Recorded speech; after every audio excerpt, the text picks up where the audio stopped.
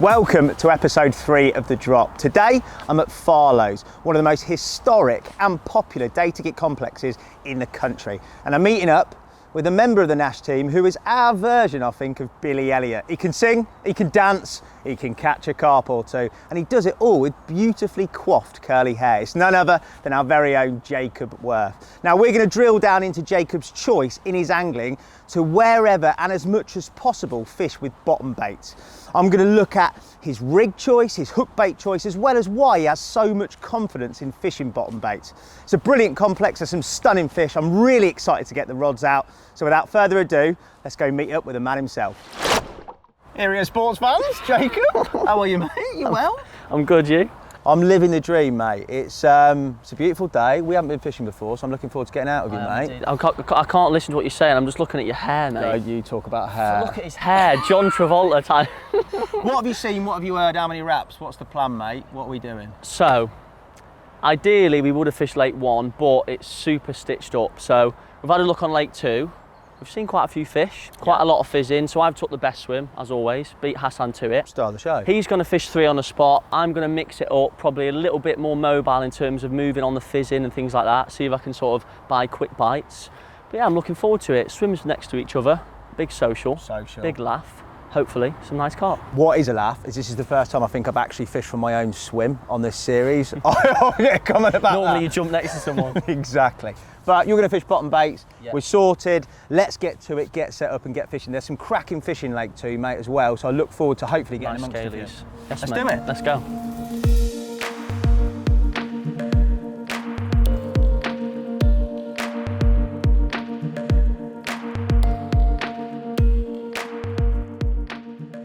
Well, no sooner had I clipped on that third bobbin, mate. I haven't even put any bait out and it's pulled up tight. Mate, that's ridiculous. Absolutely no bait. Right hook baits? No. Match the hatch, little Scopex squid wafter, 15 miller. I did trim a little bit off. I thought you were on a wind up, mate. No, honestly, genuinely, well, you can see. Well, I've just put 2 rods out. I had a bream straight away and a liner on the other and hit it thinking it was a fish. So they're definitely active. What a start, That's mate. Mad. You've literally just put 2 rods out, singles. I just said to Rob, I'm going to fill it in because they must be hungry. Didn't even get a chance to, mate. And it's gone. This is getting fun already, mate. I'm buzzing. Wow. I'm going to do the net duties for this one.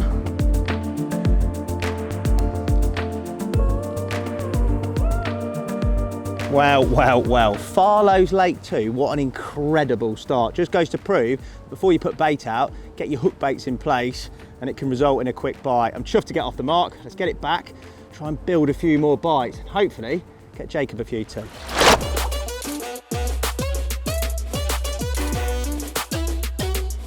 One subject I get asked a lot about is self-take photography. So you've caught a really nice one, you've got it in the net, but there's no one around to take your pictures. What do? Well, it's not the end of the world. You don't have to take a match shot. These days, with modern cameras and phones, it's possible to take self-takes quite easily. And I'm going to talk you through that now. So first things first, you need to set up your kit. And we want to find an area of the swim where there's even light. You don't want dappled light through the trees. So either full shade or full sunlight. You want to pay attention to your background. You don't want a bivvy really in the background or your fishing kit or a bucket or a plastic bag. So yeah, have a look around the swim, pick an uncluttered background. I definitely prefer a mat with sides or a cradle type arrangement when I'm doing self-takes. It's like an extra pair of hands and it makes sure that the fish is secure while you're dealing with the camera. So whether you're using a camera, a DSLR, a bridge camera or a phone, you're going to need a tripod. It's going to need to be sturdy enough for the camera that you've got. So with a phone, you only need a small one. A gorilla pod's quite a good idea. You can wrap them around a tree or a bank stick. Or if you've got a big camera, you're going to need a decent sturdy tripod. In order to frame the shot up properly, you can do a few test shots with you just in the swim without the fish. Or if you've got a flip screen on your camera, this can be really beneficial and it will allow you to line the shots up without actually coming back and checking the screen. So there are different ways to trigger the camera. If you've got a phone, there are certain apps that you can use where you either smile or you whistle and that will take the shot. But if you're using a DSLR camera, you're very likely going to need an intervalometer. Now an intervalometer is a clever bit of kit. They're very cheaply available. So the beauty of an intervalometer is that it's like that other person pressing the button. It will refocus in between each shot You can program it to take as many shots as you need, so I'll set it with a delay of about 20 to 30 seconds. So once I've pressed the button, that gives me a little bit of time to pick the fish up and make sure that it's calm and ready for the shot. So another question that I get asked is which is the best setting for catch pictures, and it's a really tricky one to answer because there is no right and wrong. Every camera's different, and indeed every situation's different. So if the sun's out or if it's cloudy, that makes a massive difference to the actual settings on the camera. What you can do is use the camera's auto mode, and these days they're really pretty good. And there are also other modes which, if you want to get a little bit deeper into it and it gives you a little bit more control, that you can use these. So program is one of them, and indeed if you want to set your aperture, which is the depth of field, which is how blurred the background is, you can use a mode called aperture priority mode. On Canon and Sony cameras, that's A on the dial, or if you use a Nikon, it's TV. So the only thing that you do is you set the aperture and the camera will make up the rest of the settings for you. I find this really useful for when the light's changing. One great bit of technology for the modern camera is facial recognition, but when you're taking your catch pictures, you don't want it focused on your face, you want it focused on the fish. So whether you've got a camera or a mobile phone, just go into your settings and make sure it's turned off. So once I've taken a few shots, before I put the fish back, I will quickly check through and make sure that I've got what I want. And if I need to do it again, it gives me the opportunity. There's nothing worse than once you put the fish back, looking at the camera and discovering that you've either chopped your head off or the settings weren't quite right. So yeah, while you have the opportunity, just have a quick look before you return the fish. So self-take photography doesn't have to be difficult. You can get those real quality shots on your own, and I hope those little tips will help you. Mate, it's been a busy start. My bobbins have been bouncing all day, not for the right reason. You might have had some bream troubles, mightn't you, boy? What if we had 7, 8 bream between us? We've had a few bream, but very quickly we have had a carp too, which is good. And to be fair, we're at the very start of the session, so it's been a good one as the start goes. It's active, yeah. which you can't argue with. Talk to me about, I'm basically fishing free on a spot.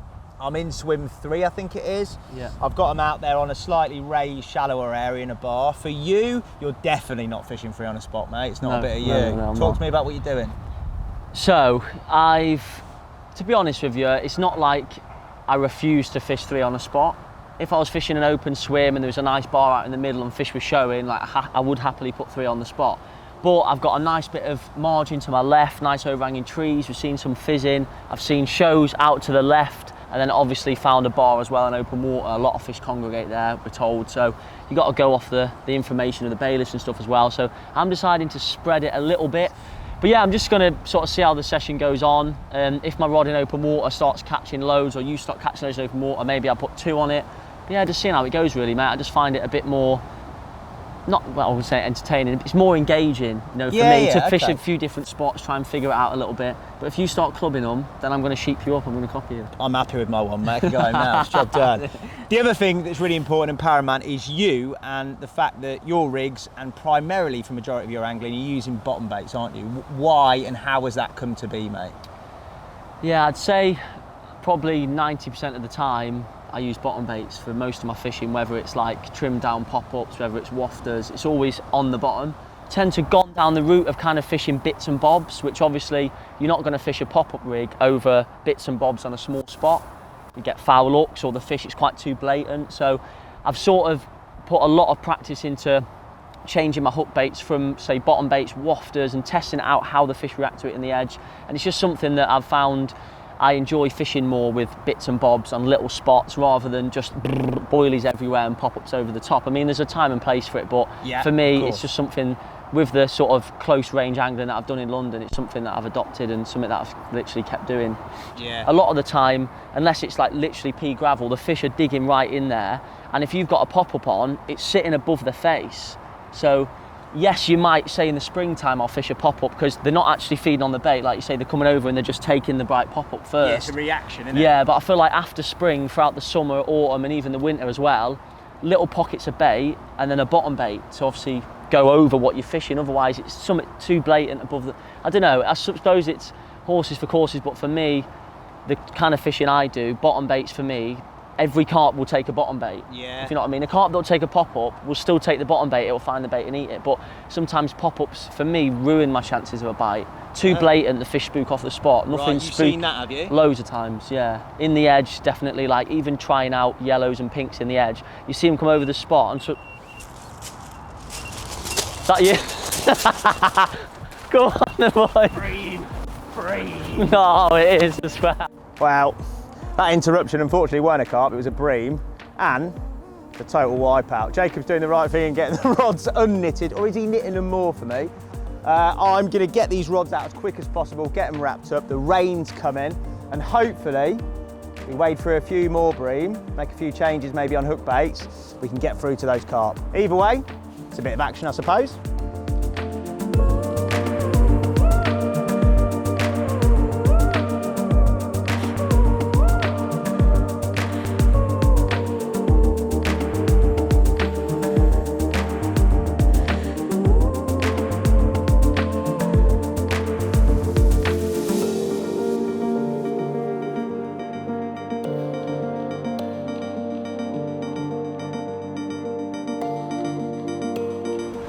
Well, it's all kicking off.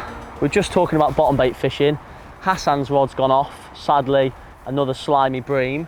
And then I was just reeling his rod in from his lines being tangled, and my margin rod's let off a few bleeps. Now, the wind's really pushing into the corner, and I decided to bring the margin rod in and put it a little bit further down the bank on a spot that I threw some bait in, just around the corner. And I hooked into it thinking it was a bream, really slow bite. And it was snagged at first, sort of grating a little bit. I said to the boys, oh, don't worry, don't film it, it's a bream. And then it rolled on the top and it started to feel a little bit heavier. And yeah, got our first carp. Looks like probably maybe 18, 19 pound. Good to be off the mark. I've just netted that and then had a bream on the other rod. So I think it's going to be a long night for sure. Lots of bream, but hopefully a few more carp amongst them.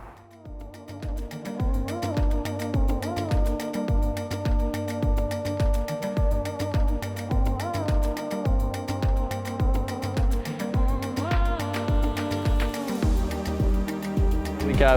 Lovely fish. Near 3, 2, 1, back of the net. Wallop, that's a little scaly one. He's crushing it! Ah, he's beautiful, Jacob. Very breamy bite. And that is certainly not a bream. Probably close to 20 pound, a nice long strong one. Got a nice sort of tint of grey colouring. I'll take that for the first fish. And yeah, didn't take long at all. Little handful of bait, done the job. Let's get this one back and show you the really pretty one. Mega stuff.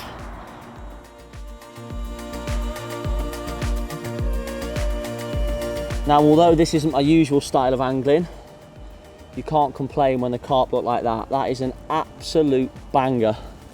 Just what Farlows is known for, really lovely scaly carp. And I think there's a bite or two more to be had off that spot. What a great start to the session. Mega fish.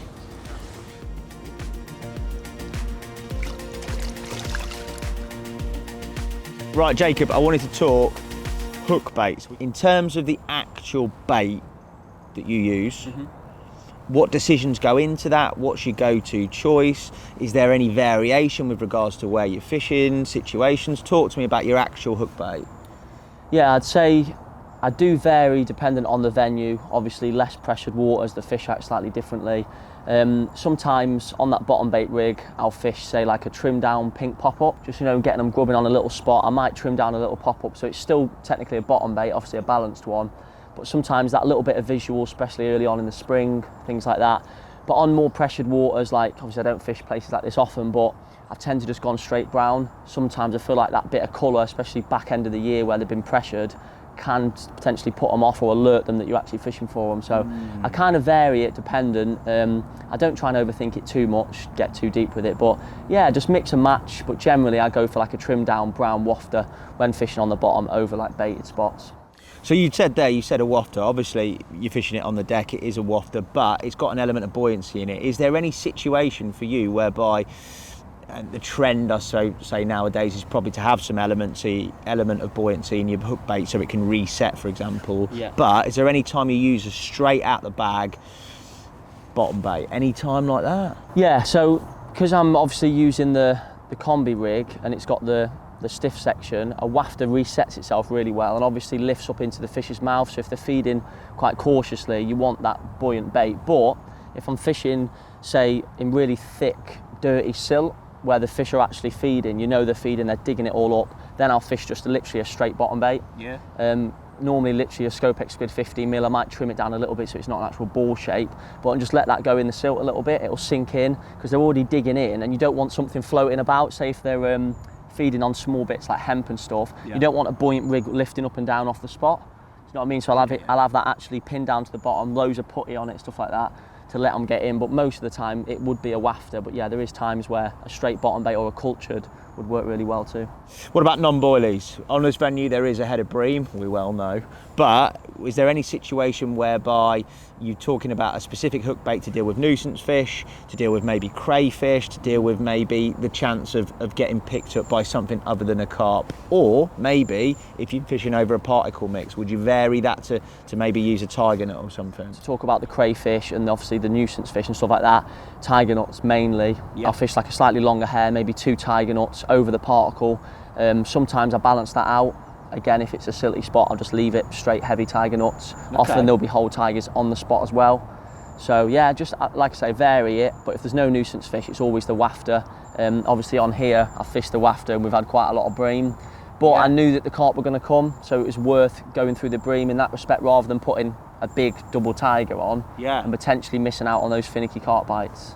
Wafter or bottom baits if it's silty, basically. That's pretty much where your head's at, and you've illustrated it perfectly. In terms of that wafter, I fished it on the old blowback rig, mate. I know we've looked at your rig, and that links seamlessly into the fact that that rig is developed from Mr. Kevin Nash himself, and I met up with the man himself and talked all things blowback rigs back in the studio. So you guys are going to check that out.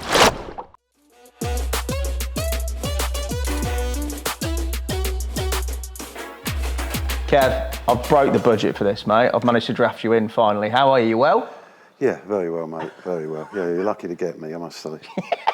Better to be lucky than fight good. for it. I think I counted you 3 times. Well, but we won't mention that. I've managed to get Ridge involved as well. He's wandering around the studio, so he might walk into shot. But what I wanted to talk to you about, Kev, and we talked to you about it before when we were filming a podcast back in COVID times in this very room, was your observations, developments, and how that led to a rig that you're pretty synonymous with. In fact, so synonymous that people can go and buy it as a ready rig. That's your version of the blowback rig. Talk to me about how that came to be. Interesting, my version, isn't it? You know, my version is the original version because I developed it. How did it come about? Well, I've mentioned it, written about it so often. I don't think I really want to dwell on it massively, but in short, watching a fish in the shallows on the crystal clear water, picked up my bait, definitely got rigged up, and it just sat on the spot, huffing and puffing. And I was fascinated watching it, and then suddenly my bait appeared again, you know, the whole boilie, and the rig was blowing out.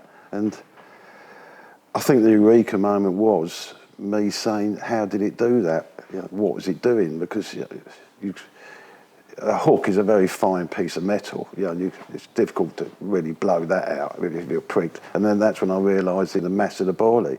It was using that big round ball to blow against to get rid of the rig. And I thought, well, if it's rigged up, if it's blowing against that, it's in theory just blowing the hook deeper in. And then I thought, they're sucking. So that was eureka moment. You know, they're using the boilie to get rid of the hook, and they're sucking, not blowing. And that basically then got me as an engineer thinking that I had to get the boilie out of the way.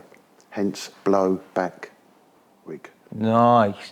Talk to me a little bit about the mechanics. You said they're sucking and blowing, and you've sort of been, very sort of whistle stop in terms of through the development of it. I know that was a lengthy process and a lot of observation for you that led to it. But the actual way that the rig works, you've obviously got the setup, which we will overlay and show in its modern form, if you like. But how do you think from when the bait's picked up, does that actually act and react in the old fish's mouth?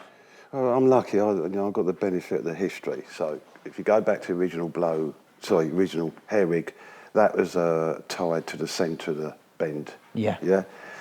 And after a while, we noticed we started getting twitches that didn't necessarily develop as a run. You know, when we first had the hair rig, it was bleep, you know, and then we started getting bleep, bleep, bleep.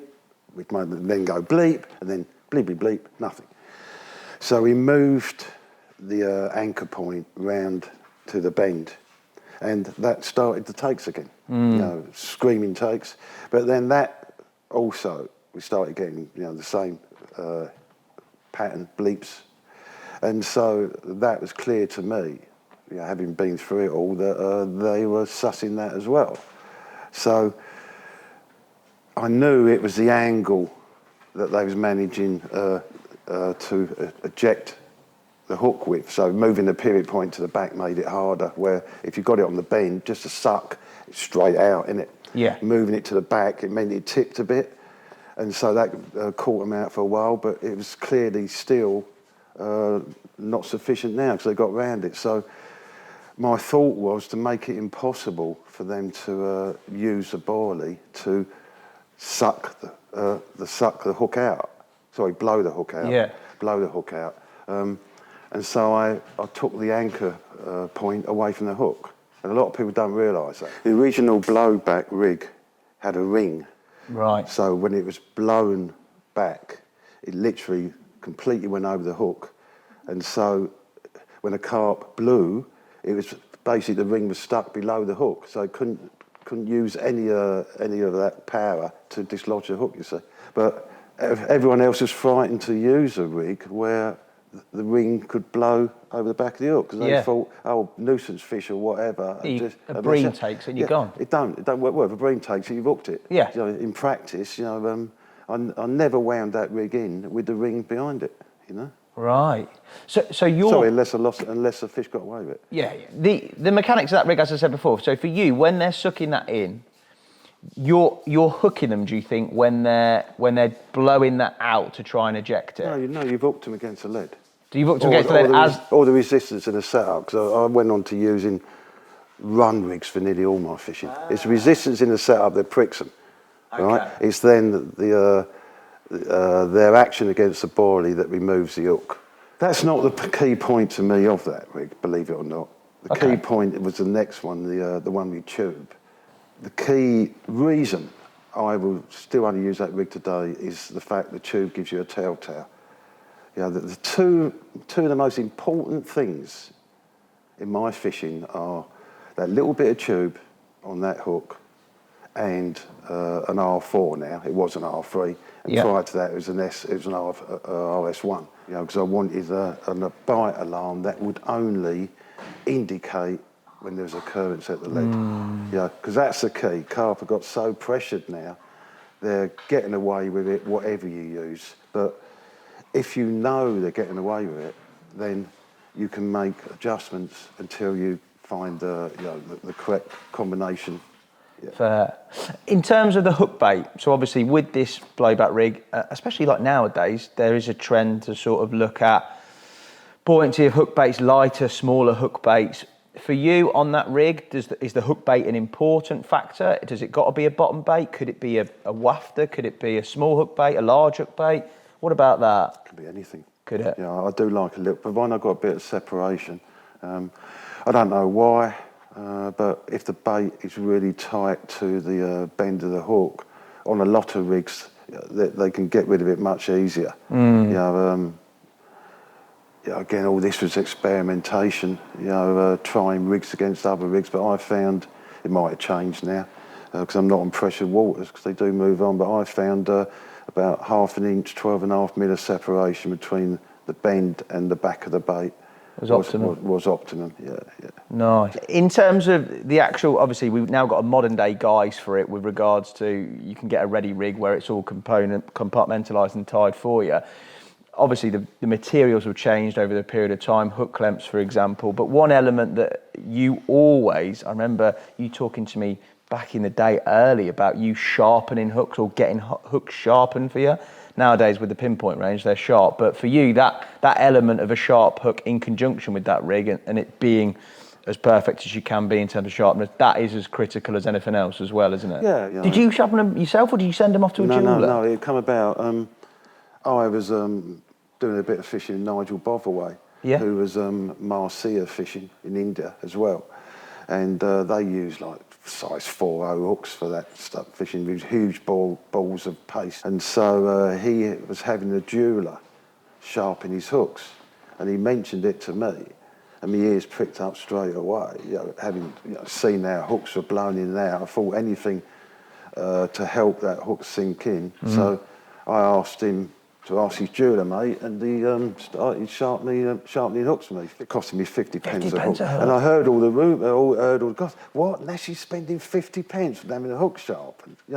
And it's like so many things, But investing in bait is another one, So those anglers who focus on where they should put their money, and I'd much rather spend 50 pence on having a hook sharpened than a brand new fishing rod, are the ones that, understand the importance of edges. So I saw the big difference in sharpening hooks, again, fishing hand sharpened hooks against, ones out of a packet, just like fishing the blowback rigs against standard rigs, fishing the running rigs against standard rigs. These things that I didn't just, I'll try that today. I was always fishing one rod experimentally against the two that were doing the business for me. Yeah, I remember you saying it was all one big experiment, wasn't it? And over a period of time, that's your findings in one rig. Yeah. Kev, thank you so much, mate, for your insight. I know you've got a busy day of meetings. I don't want to hold you back any longer. Plus, I don't think we can afford your appearance fee for much longer anyway. But thank you, mate. I hope those guys have gleaned some insight from that. And I look forward to punishing you more about rigs and sharpened hooks in the future, mate. My pleasure.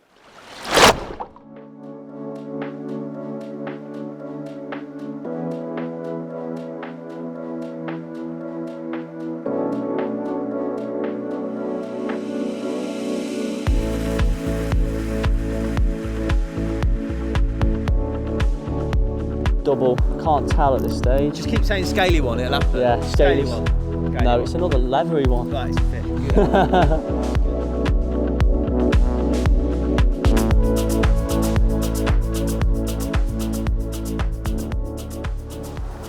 Here he is, the man of the moment. He absolutely smashed it this latter part of the sort of afternoon and evening, mate.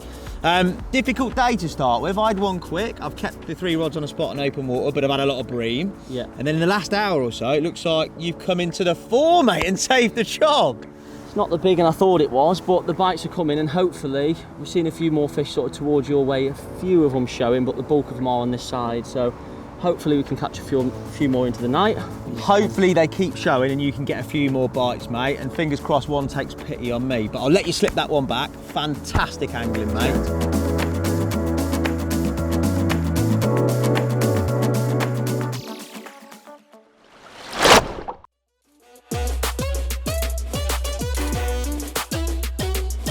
Today I'm at the Nash Trade Show 2022. I've got here just before everybody else descends on it. I'm going to take you on a whistle-stop tour and pick out the 3 items that I think are the signature releases this year. Without further ado, let's go. It's Reedy, how are you, mate? Well, very good. Morning, Hassan. I'm very good. Yourself? Yeah, mate. It's always good to see you. Thank you. I've started at the reels, mate. Talk me through. I've used them. They would have seen them in this episode, the old LR reels, mate. They're Correct. a good old range, aren't they? They are indeed, yeah. So you've got 3 models in the range, starting with the 6000, which is the smaller sort of baby big pit version, if you like. Matching aesthetics throughout, so blue details throughout the range, carbon effect spool caps on the top of them, and you've got, as I say, 3 reels in the range. So 6000 size, an 8000 size, and then the larger 10,000. This is a bit of me, mate. I use this, I think, hopefully on this episode that these guys will see it. That long spool is the one for distance casting, I think. It definitely helps improve, get you a few extra yards, definitely, with that sort of larger, deeper spool on the 10,000, and then you've sort of got the middle of the road sort of thing with the 8,000 as well. So yeah, they'd probably be the 2 that I'd use for my own personal fishing. Yeah. All of them feature sort of an aluminium spool and super slow oscillation, so you get really nice, neat line lay throughout the whole range. Yeah, they're a decent range that are going to cover all your different disciplines of fishing, whether you're using smaller scopes or if you're using big 12 and 13 foot rods and trying to cast miles into the horizon. So they look the part, they get the job done. Top work from you on product development once again, mate. Thanks very much. I'm going to move on and take him to see some boats. That's right. Cool. I said boats. Enjoy. I'll see you soon, sir. See you later. Welcome to boat life. That's right, I said it, we are doing them boats. We've got 3 in the range. Not only that, but we've got the option of an optional extra air pump. What that will do is fill these boats up so they're at the proper PSI that they need to be at and then cut off, so you haven't got to worry about it. Plus, if you're lazy like me, there are some nice oars, but there's also a couple of motors that we're releasing. One a 45-pound thrust and one a 65-pound thrust. So pretty much whatever venue you're fishing, wherever you're fishing in the world, there's a boat option, an engine option to suit your needs. They're spot on, they're mega. I'm going to enjoy hopefully getting out on one and using it. I know Alan, Samir and the likes of have tested them thoroughly. So if you're looking for a boat, you're looking to get out and do some fishing, maybe on the continent, check out the Boat Life range. Hello, Hassan. Fancy seeing you here, mate. All the How are places. you? Yeah, I'm good, mate. Yeah. It's not been long since we've last met, but you're okay. It's like you're following me around. We're near some new alarms, mate. Talk me through what is going on here. We are indeed. So we've got new R3 Pluses, which is essentially the same as the old R3 with some major improvements to make them more versatile. So we've got a new port where you can use our illuminated swingers and bobbins with them. We've got improved speaker volume, so now if you want them loud, they can be proper loud, and obviously you can still have them in mute and 4 other volume settings. So yeah, that covers everything there. Got 5 tone settings, same as before, 3 intelligent levels of sensitivity, so same as the previous R3s, but another key feature is that you can now have a multitude of colors. You've got 5 different LED options all on the one head. So yeah, no need to buy separate heads. You can just change it all on one head now. So basically, you've updated them and kept them in line with the R2 and R4s. That correct. Yeah, that's it. Mate, thank you very much. Thank you. You guys, thank you for checking out the trade show. I'll see you again soon.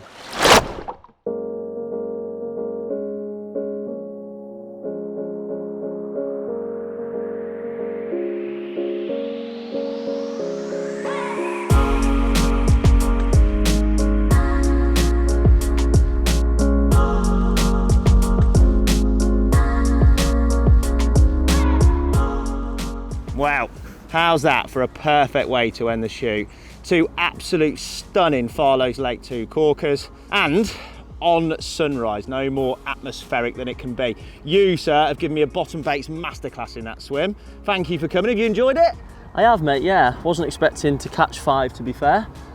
And to end on that one, I'll take that. That's a belter all day. Hopefully, you can take away some of this man's tips, put them into your angling, and catch yourself your own corkers. Thank you very much to Jacob. Thanks to Farlows for letting us on. See you again soon with another episode of The Drop.